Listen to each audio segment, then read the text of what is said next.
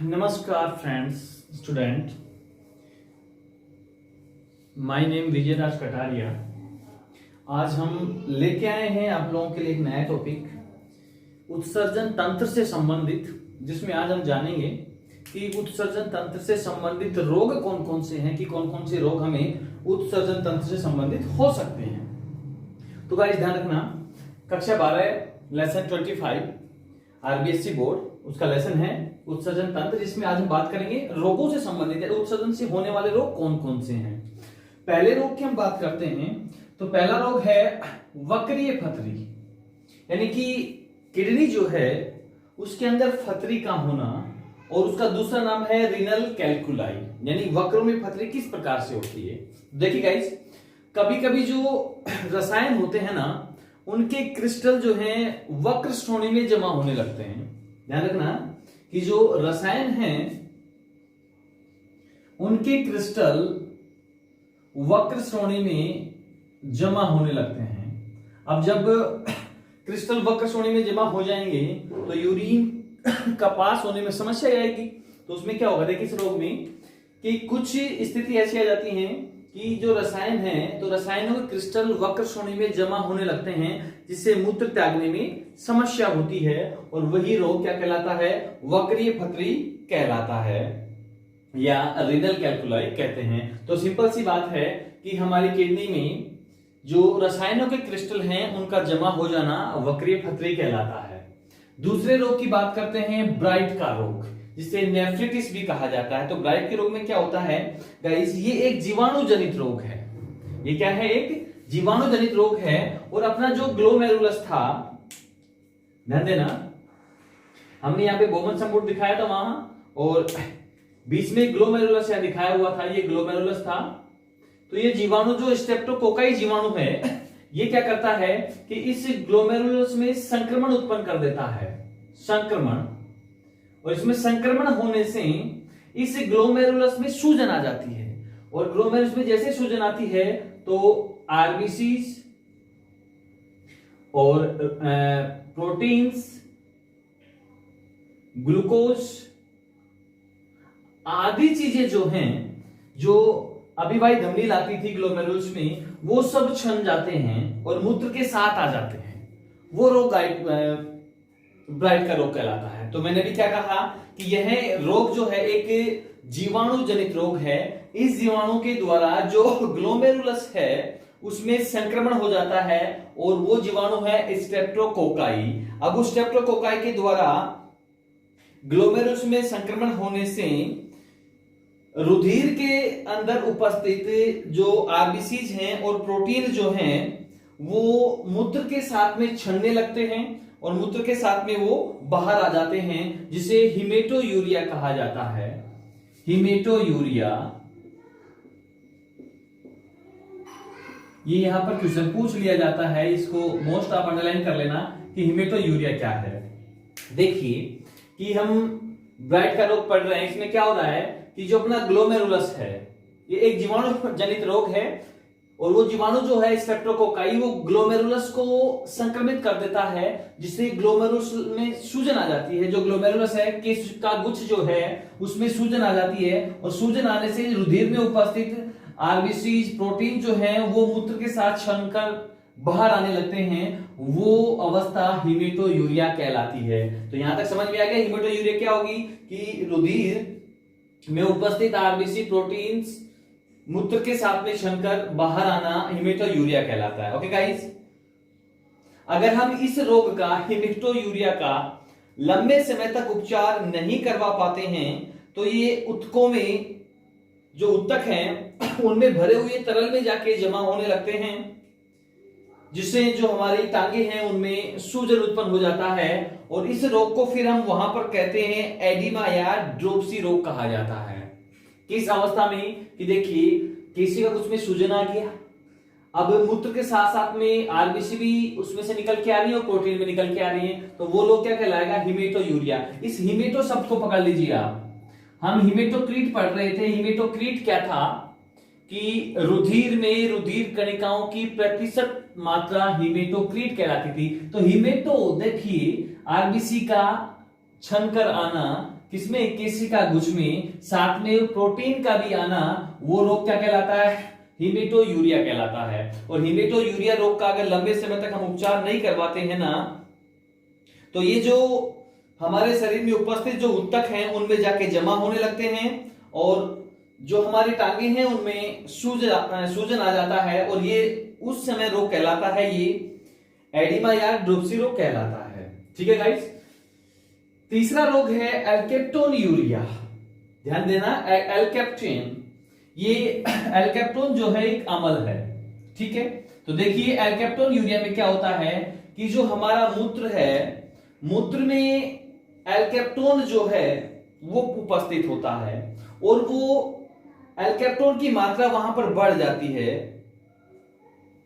या यूं कहें कि हम मूत्र में एल्केप्टोन अम्ल का पाया जाना एल्केप्टोन यूरिया कहलाता है। अगर आपको कंफ्यूजन कहीं पे आए कि एल्केप्टोन यूरिया क्या है, तो मूत्र में एल्केप्टोन अम्ल का पाया जाना एल्केप्टोन यूरिया कहलाता है। और इसका दूसरा नाम क्या है, कृष्ण मूत्र। तो गाइस हम यहां पे समझेंगे कि देखिए मूत्र में क्या उपस्थित है, एल्केप्टोन अम्ल। ठीक है, अब ये एल्केप्टोन अम्ल मूत्र में उपस्थित है, तो वो रोग क्या कहला रहा है, एल्केप्टोन यूरिया कहला रहा है। और इसका दूसरा नाम क्या है, कृष्ण मूत्र। अब कृष्ण मूत्र इसको क्यों कहा गया है, क्योंकि ये एल्केप्टोन अम्ल जो है जैसे ही वायु के संपर्क में आता है, ठीक है, एयर से ये कनेक्ट होकर इसका कलर ब्लैक हो जाता है या काले रंग का हो जाता है, इसलिए इसे कृष्ण मूत्र भी कहा जाता है। यानी यूरिन का कलर बदल जाता है जैसे ही वो एयर के कंटेक्ट में आता है या वायु के संपर्क में जैसे ही आता है ये एल्केप्टोन अम्ल, तो मूत्र का जो रंग है वो काला हो जाता है, और मूत्र का रंग काला होना ही कृष्ण मूत्र कहलाता है। ओके गाइस, अगली बीमारी आपकी है यूरेमिया। गाइस ध्यान रखना, यूरेमिया में पहले भी आपको पढ़ा चुका हूं कि जो हमारा रुधिर है, रुधिर में अगर यूरिया की मात्रा 30 mg 10 से लेके 30 mg पर 100 ml से ज्यादा हो जाए, वो समस्या यूरेमिया कहलाती है। और यूरेमिया जो बीमारी है, इसके अंदर हमारे शरीर के अंदर यूरिया का संग्रह होना शुरू हो जाता है, या यूरिया संग्रहित होने लगता है, इकट्ठा होने लगता है, जिससे इंसान की मृत्यु भी हो जाती है। तो यूरेमिया समझ में आ गया। यूरेमिया में क्या होगा कि हमारा जो रुधिर है, रुधिर के अंदर यूरिया का लेवल बढ़ जाना, कितना, 10 से 30 mmHg पर 100 ml से ज्यादा अगर हो जाए तो वो यूरेमिया कहलाता है, और यूरेमिया में यूरिया स्टोर होने लगता है। अगला रोग है गाउट का रोग। ठीक है गाइस, तो गाउट के रोग में क्या होता है, मैं फिर आपको बता दूं कि गाउट का जो रोग है एक आनुवंशिक रोग है। गाउट का रोग कैसा है, एक आनुवंशिक रोग है। इस आनुवंशिक रोग में क्या होगा कि जो हमारा रुधिर है, रुधिर में यूरिक अम्ल की मात्रा बढ़ जाती है। देखिए गाइस, गाउट रोग में क्या होता है कि जो रुधिर है, रुधिर में यूरिक अम्ल की मात्रा बढ़ जाती है, और यूरिक अम्ल की मात्रा बढ़ने से अस्थियों में और जो हमारे वक्र के जो ऊतक हैं उनमें ये जो यूरिक एसिड है ये स्टोर होने लगता है, यानी कि ये जमा होने लगता है। तो गाउट का रोग समझ में आया कि रुधिर में यूरिक अम्ल की मात्रा बढ़ जाना, जिससे क्या होगा, यूरिक अम्ल अस्थियों में और वक्र के ऊतकों में जमा होने लगते हैं। और ये कंडीशन कब आती है गाउट रोग की, यानी कि यूरिक अम्ल कब ज्यादा इंक्रीज हो जाता है रुधिर में, जैसे हम व्रत करते हैं, ज्यादा निर्जमीकरण की जो अवस्था आती है, या उपवास हम जब ज्यादा करते हैं, तो गाउट रोग की समस्या ज्यादा क्रिएट हो जाती है। गाउट रोग को आप अंडरलाइन कर लेना, क्योंकि रुधिर में जब यूरिक अम्ल की मात्रा बढ़ जाती है, तो यूरिक अम्ल की मात्रा बढ़ने से अस्थियों व संधियां जो हैं और वक्र की जो ऊतक हैं उनमें ये जमा होने लगती हैं, वो रोग गाउट का रोग कहलाता है। और इसका मुख्य कारण क्या है कि ज्यादा व्रत रखने से, उपवास रखने से या निर्जलीकरण की वजह से ये गाउट का रोग होता है। प्रोटीन यूरिया, सिंपल से आपको समझ में आ रहा होगा, प्रोटीन, ये सबको अलग कर लो, प्रोटीन यूरिया, यानी कि मूत्र में प्रोटीन की मात्रा का बढ़ जाना प्रोटीन यूरिया कहलाता है। यानी कि मूत्र में किसकी मात्रा बढ़ जाए, प्रोटीन की मात्रा बढ़ जाए, तो वो क्या कहलाएगा, प्रोटीन यूरिया कहलाएगा।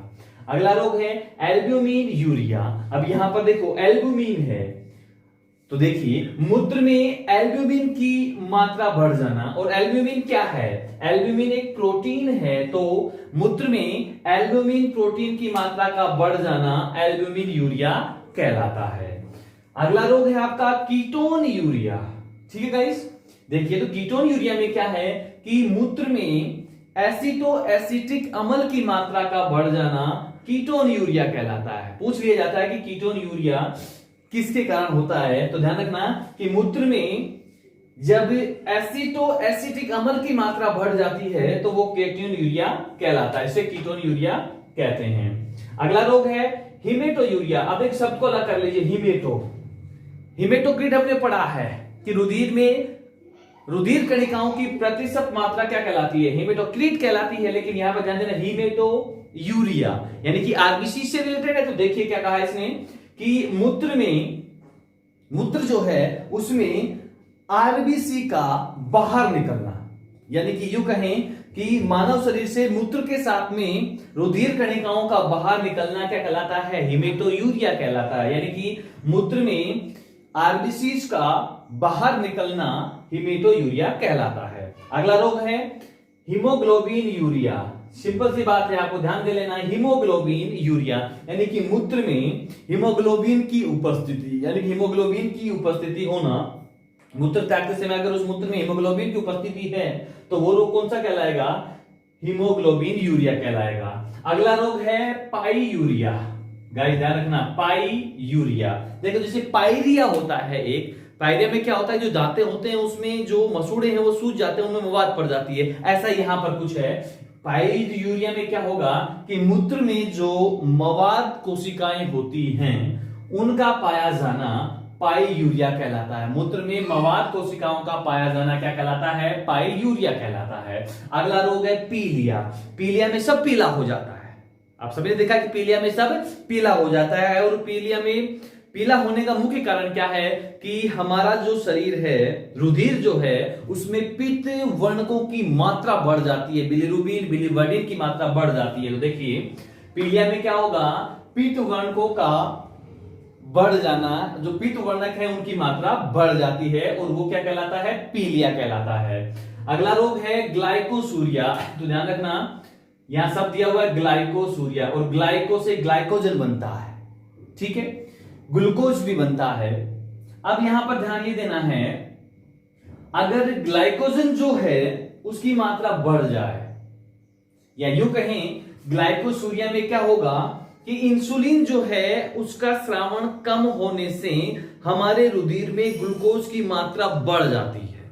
ठीक है गाइस, ग्लूकोज की मात्रा का बढ़ जाना ग्लाइकोसूरिया कहलाता है। तो देखिए यह जो रोग है वो इंसुलिन के अल्प स्रावण से होता है, जिसके कारण रुधिर में ग्लूकोज की मात्रा बढ़ जाती है, और ग्लूकोज की मात्रा का बढ़ना डायबिटीज मेलिटस कहलाता है। गाइस ध्यान देना कि मूत्र की अंदर ग्लूकोज की मात्रा का बढ़ना डायबिटीज मेलिटस कहलाता है।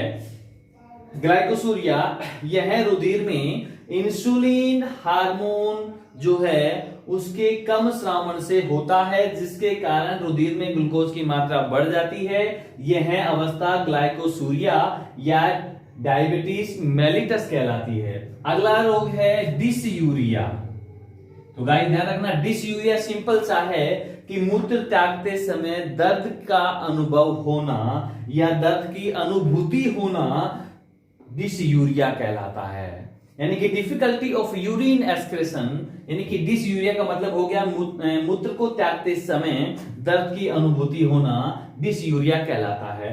पोलीयूरिया या बहुमूत्रता, सिंपल सी बात है, पोलीयूरिया में क्या होगा, एडीएच जो हार्मोन है उसका सिक्रेशन कम हो जाएगा, एडीएच हार्मोन का सिक्रेशन डिक्रीज हो जाएगा, जिसके कारण नेफ्रॉन में डीसीटी व संग्रह नलिकाएं जो हैं, यानी कि दूरस्थ कुंडलित नलिका व संग्रह नलिकाएं जो हैं वो जल का अवशोषण नहीं कर पाएंगी, उनमें अवशोषण की क्रिया नहीं होगी। जब अवशोषण की क्रिया नहीं होगी तो वहां पर मूत्र का आयतन बढ़ जाएगा, और मूत्र का आयतन बढ़ने से बार बार बाथरूम जाने की इच्छा होती है, उसे पोलीयूरिया या बहुमूत्रता कहते हैं। यानी कि बार बार मूत्र का त्याग करने की इच्छा होना, उसे बहुमूत्रता कहते हैं। इसका तीसरा नाम है डायबिटीज इंसिपिडस भी से कहा जाता है। डायबिटीज मेलेटस में क्या हो रहा था, हमारे रुधिर में ग्लूकोज की मात्रा बढ़ रही थी, वो डायबिटीज मेलेटस था। जबकि डायबिटीज इंसिपिडस में क्या होता है, डायबिटीज इंसिपिडस में सिंपली ये होता है कि एडीएच जो हार्मोन है, एंटी डाययूरेटिक हार्मोन जो है, उसका सिक्रेशन कम हो जाता है, जिसके कारण दूरस्थ कुंडली नलिका व संग्रह नलिकाओं में जल का अवशोषण नहीं हो पाता, जिससे मूत्र का आयतन बढ़ने लगता है, और मूत्र का आयतन बढ़ने से बार बार मूत्र त्याग की इच्छा होती है। वो रोग जो है डायबिटीज इंसिपिडस कहलाता है, या पोलीयूरिया कहलाता है, या बहुमूत्रता कहलाता है। अगला रोग है ओलिगोयूरिया। ओलिगोयूरिया का मतलब होता है कि मूत्र की जो मात्रा है सामान्य से कम बनना ओलिगोयूरिया कहलाता है। तो गाइस, मैंने अभी उत्सर्जन तंत्र से संबंधित कुछ जो बीमारियां थी उनके बारे में आपसे डिस्कशन किया है। अगर कोई समझ में नहीं आई हो तो आप मुझे कमेंट कर देना। थैंक्स।